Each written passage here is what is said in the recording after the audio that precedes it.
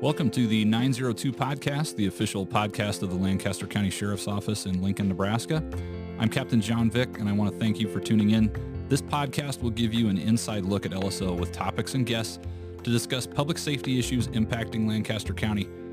Be sure to subscribe for highlights on news, cases, and the people working for you at LSO. You can also follow us across social media by searching for @LSO Nebraska. That's @LSO Nebraska on Facebook, Twitter, Instagram, and YouTube.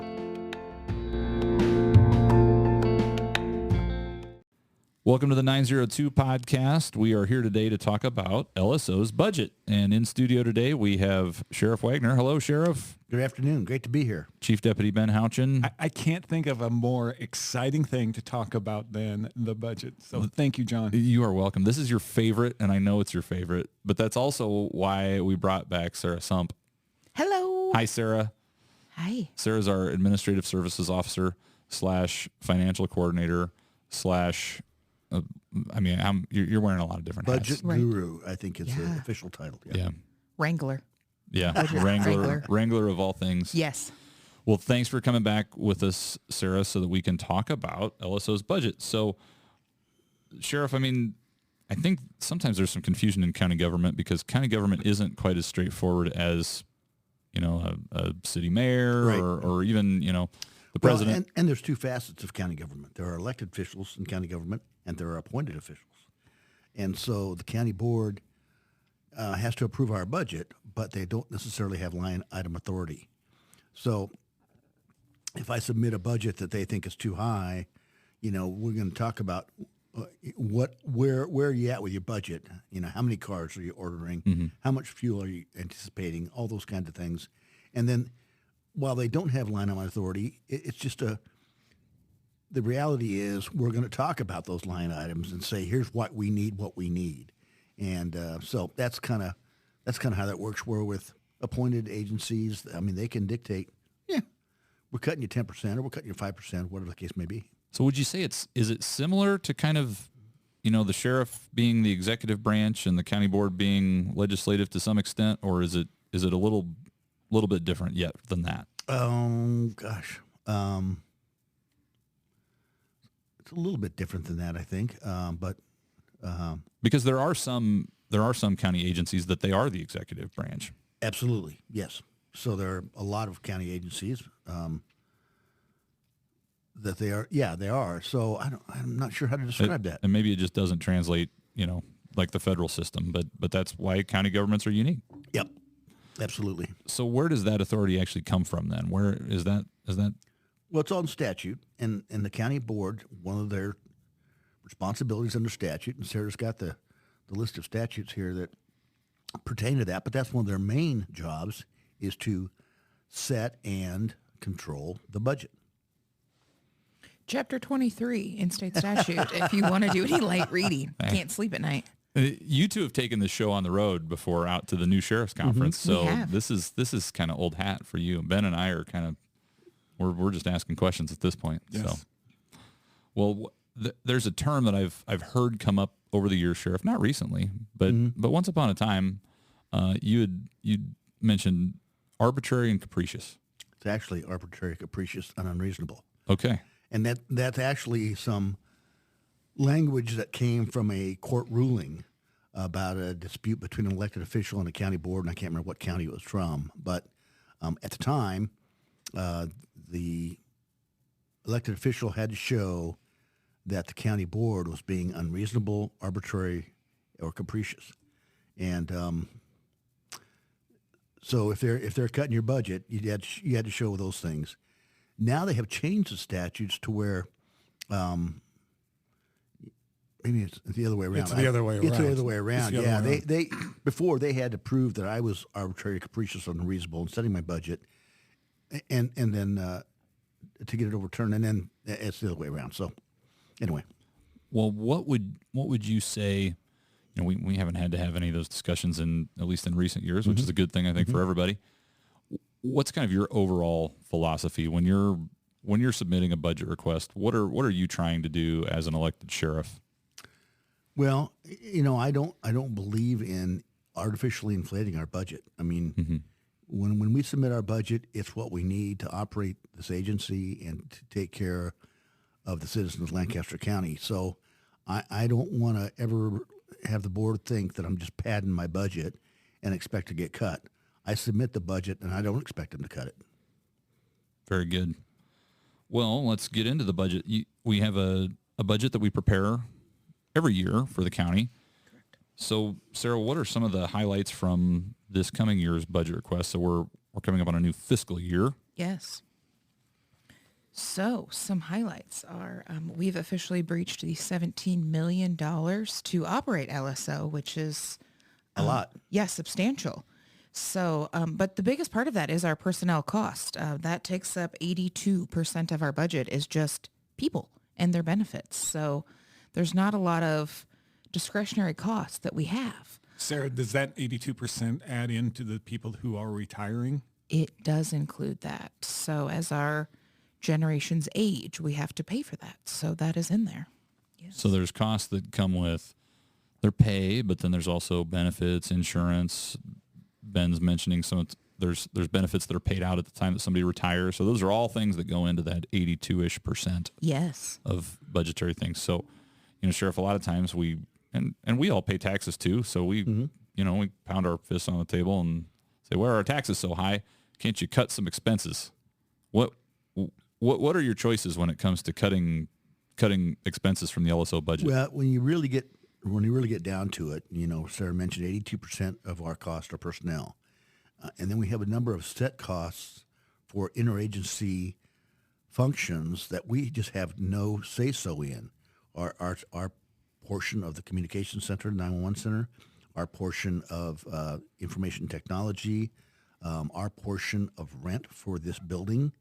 And so there are a number of those functions that account for about another 8% of our budget. So when we really get, $1.4 million. okay. So when we really get down to it, we're looking at less than $1 million of discretionary monies to cut.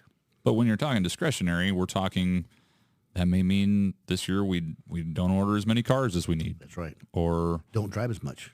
Limit the number of miles deputies can drive. And I have talked to sheriffs in other counties, and even when Sarah and I did the training session for new sheriffs, they wouldn't respond to calls unless it was a life or death emergency. They wouldn't respond to take a report of a theft or whatever because they didn't have money for gas. If you want a challenging career, a career where you can make a difference in your life, your family's life, and the lives of those in your community, come and join the Lancaster County Sheriff's Office. To learn more or to apply, visit us online at www.joinlso.com.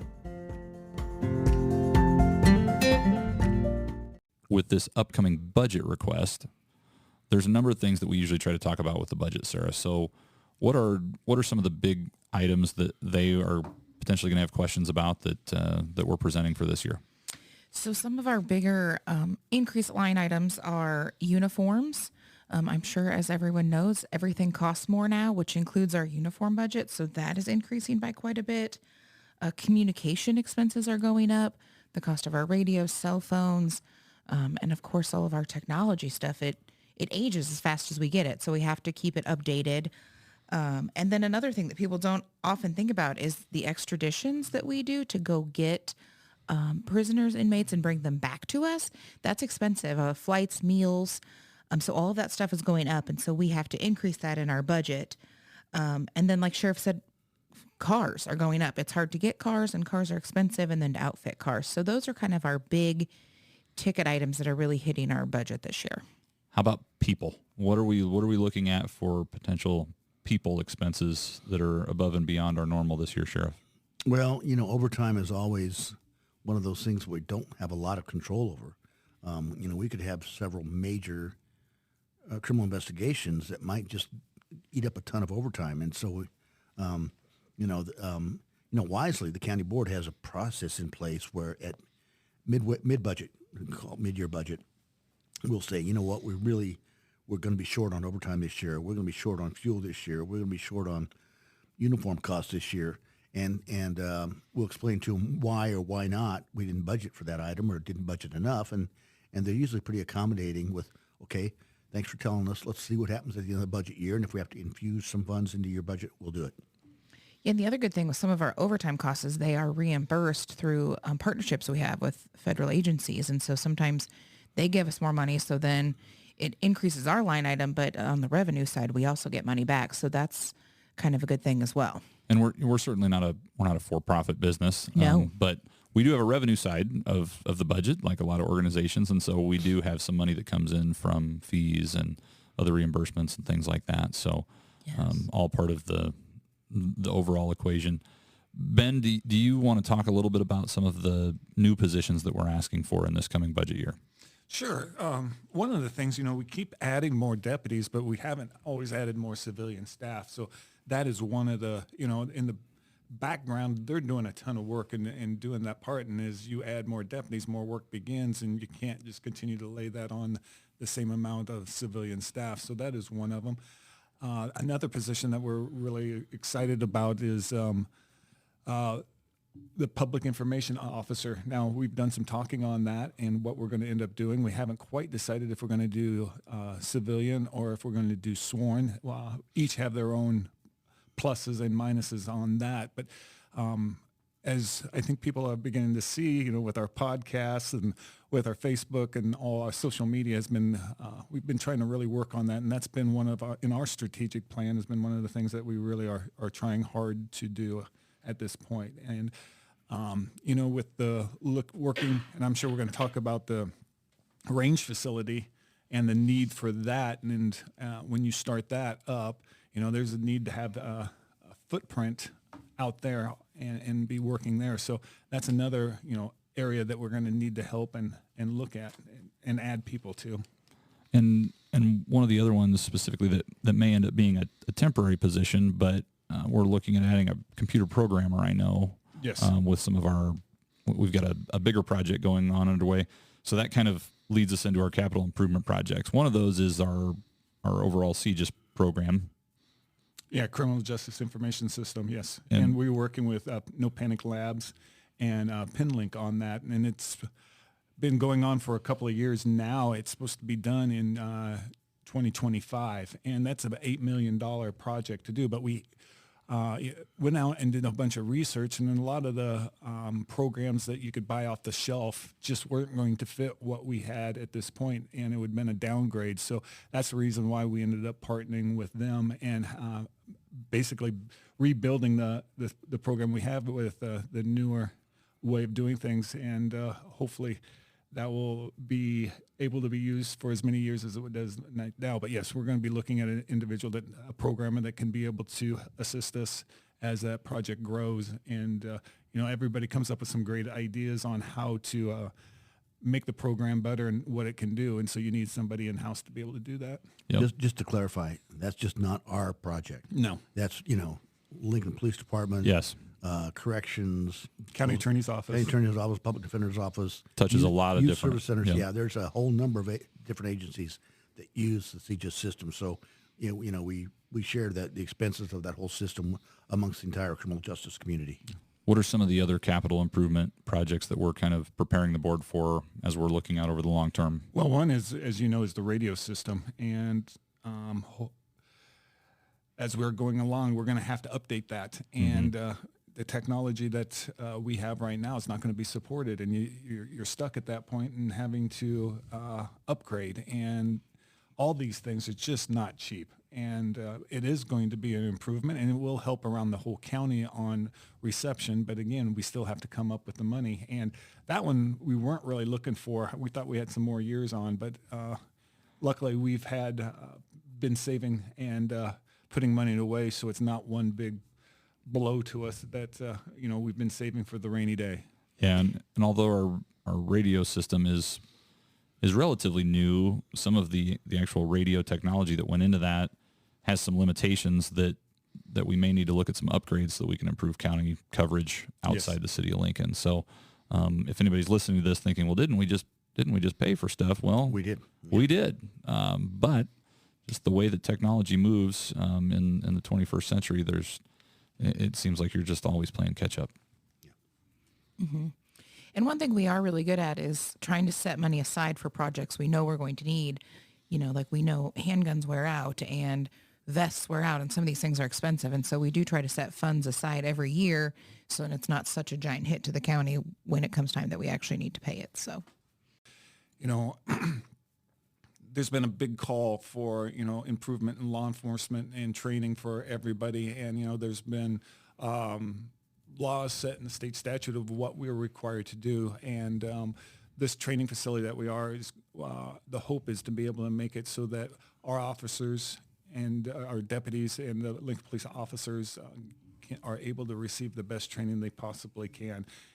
We seem to be running out of classroom space because we're doing a whole bunch of different training all the time. So as we continue to grow and the Lincoln Police Department grows, and the expectations of what the citizens want us to be able to do, this facility is going to be a big part of doing that for the community. And we also want to be able to help and be a resource agency for some smaller agencies that don't have the funding or the ability to build something like that, so that they can come in and receive this kind of training and help their citizens too.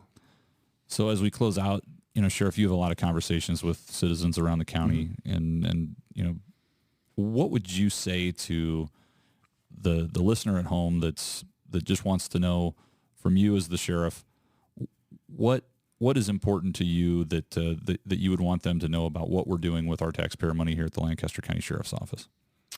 I really think that county government and county agencies like ours are more responsive to our constituents than many public agencies on the city level or on the state or on the federal level, and that we really do make the absolute best use of the money that we get from them in taxes to run our agency and to keep them safe. And we're going to continue to make that effort. So, if you look at agencies on the coast, it's unbelievable how much money they have, and they do the same sort of thing we do, but with a whole lot more money. And you got to wonder about that. Yeah.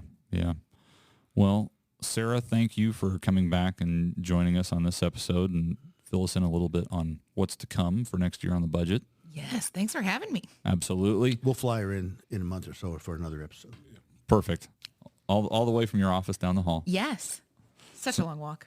Sounds good. Well, that is all the time that we have for the 902 podcast today. Thanks, everybody, for listening in, and we will catch you next time.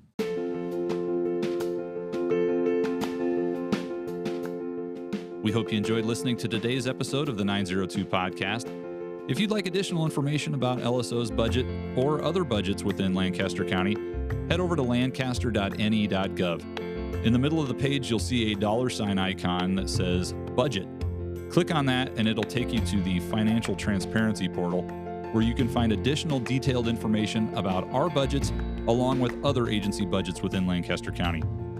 We'd also encourage you to reach out to us on social media.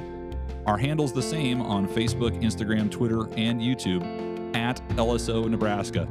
Lastly, be sure you subscribe to the 902 podcast on Spotify, Apple, or wherever you enjoy podcasts to make sure that you catch future or past episodes of this content. Thanks again for listening.